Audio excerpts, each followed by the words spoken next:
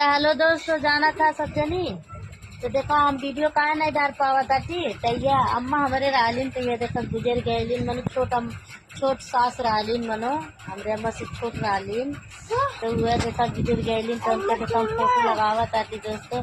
तो इसीलिए हम लोग वीडियो नहीं डाल पा रहे हैं दोस्तों। हम लोग के घर पे छुट्टिया ही पड़ गई बा, इसीलिए दोस्तों नहीं डाल पा रहे। देखो अब ये लोग पहले दादी मरल आलिन, हमरे सास के सास मरल आलिन, कर सास के जब सास मरल तो उनका पतो मर गए। तो देखो ये लोग टकला हो गए हैं, तो फिर से बढ़े 10 दिन में तो वो मर गए। उनका बहुत तबीयत खराब रहा दोस्तों, तो इसीलिए वो मर गए। इसीलिए हम लोग वीडियो नहीं डाल पा रहे हैं। तो आप लोग मेरे वीडियो देखते हो ना, एक लाइक फॉलो कमेंट जरूर करना, शेयर जरूर करना वीडियो को, क्योंकि दोस्तों मेरा चैनल एकदम डाउन चल रहा है। जैसे सब सही से वीडियो ना डालते चैनल डाउन चल रहा है।